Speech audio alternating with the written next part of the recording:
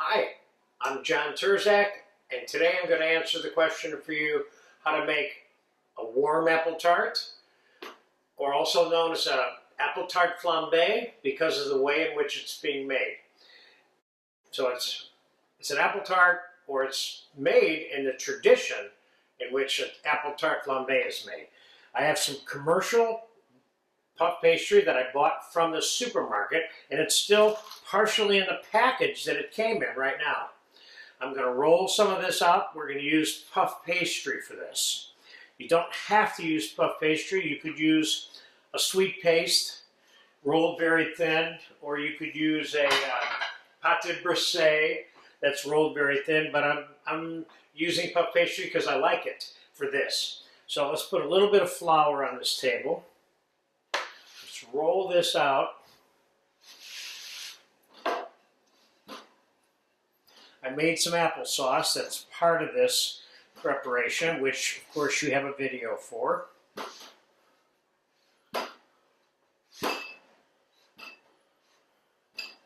Okay, that's rolled enough for me.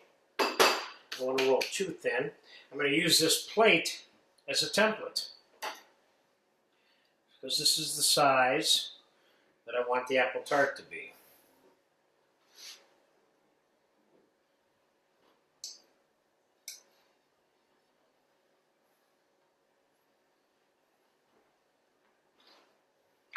Now I'm going to take the pastry and set it on the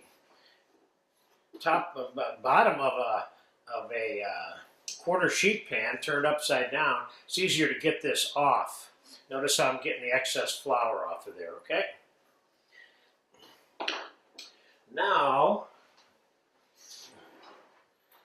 we'll prick the inside part only of this piece of pastry with the tines of a fork, because this outside perimeter, we're going to leave that exposed so it can rise around the interior, which is where the tart's going to be contained. And I'm going to put the applesauce on it and spread it around. This is nice, chunky, fresh applesauce I made a little while ago. I'm not going to get too stingy with this. This is not a real wet thing, so it's not going to be runny on this tart. I'm not sure if I could say that for some of the commercial applesauces because I normally don't use them, but they don't look quite as tight and as dry as this fresh version is, which I've demonstrated for you in a video how to make. Okay, so let's just put a little smidgen of cinnamon on that part before we even proceed.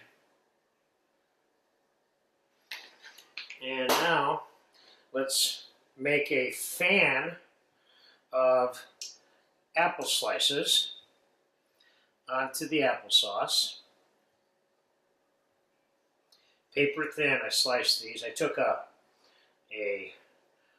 sixth of an apple. I'll give you an example of how I did that real quick. Took a sixth of a peeled apple, which is like that, and then I figured the size length that I needed, and I cut the apple first, like that, before I made the slices that I'm using.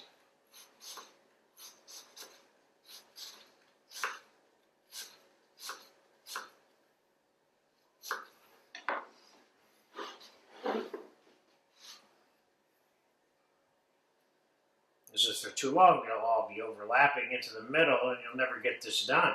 It'll look like a hodgepodge by the time you get done with it.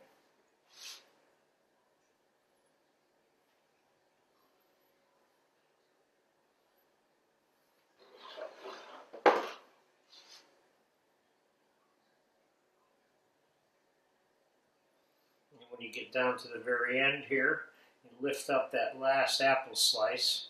Slip that under there like so. What I usually do, you could of course put a couple of raspberries or something like that, or blueberries even in the middle of that, but what I usually do right here is I take some minced apple or some apple and raisins or apple and currants and I fill in a little hole in the middle with that. So we've got some chopped apple that's going to get all nice and soft, certainly keeping with the texture of the applesauce on the bottom. The great thing about this dessert is that when you bite into it, it's all apple that comes biting out at you. Okay, so now I'm going to egg wash with I have a 1 egg yolk with a tablespoon or tablespoon and a half of heavy cream here. That is not diluted with water because I want the browning effect of the cream and egg yolk without the water in this case. And also, the concentration of egg yolk and cream hardens slightly and crisps the top of this section of the shell when it bakes up. And I'm going to take a little bit of melted butter over the top.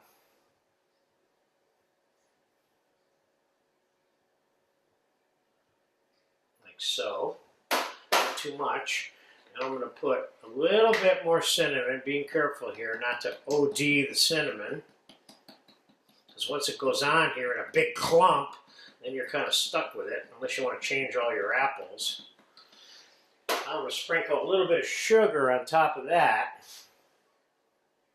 like that, including on the perimeter edge, the sugar.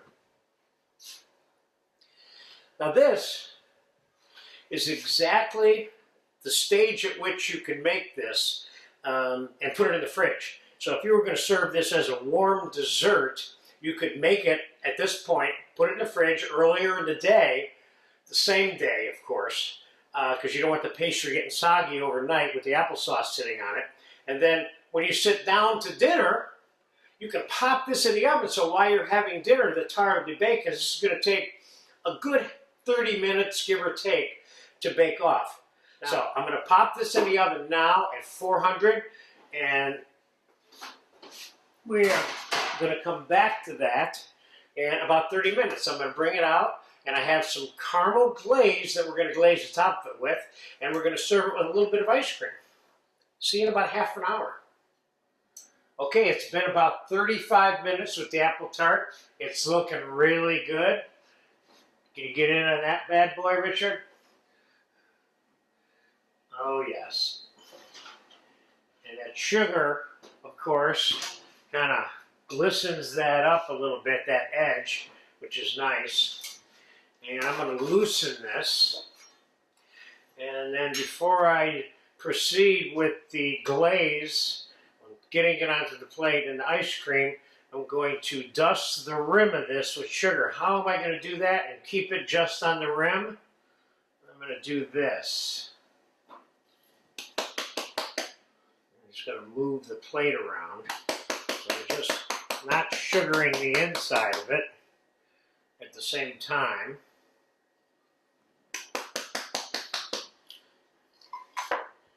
I'm also not damaging the inside or the outside.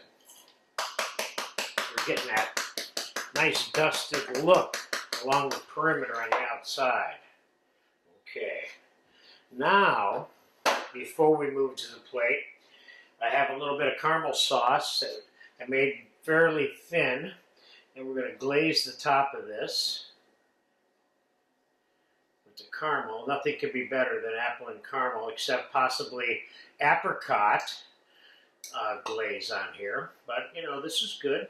I have a nice recipe for how to make this glaze, or sauce if you want to call it that in this case. You certainly could serve this sauce alongside of this tart with or without some creme anglaise, which is that vanilla ice cream or vanilla custard sauce that I certainly have a video for you of also. Okay, so I think we'll just leave it like that. And then, now we're going to pick it up and get it onto the serving plate. Put it off a little bit to the side. And we are going to put a scoop of this cherry flavored vanilla ice cream that I made, which is good, You put whatever kind of ice cream you want. Some form of vanilla is kind of traditional with this, but cinnamon ice cream also. So we'll put a little scoop of ice cream on here. And I have a little bit of cinnamon sugar here, which is granulated sugar and cinnamon mixed together. And I would certainly say to serve it with either the ice cream or the vanilla custard sauce at creme anglaise.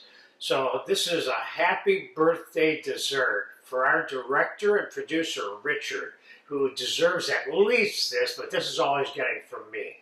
Thank you very much. And this is a great warm dessert. Enjoy this if you get a chance to make it. And if you don't get a chance to make it, you just get a chance to eat one, that's fine too. Have fun with it.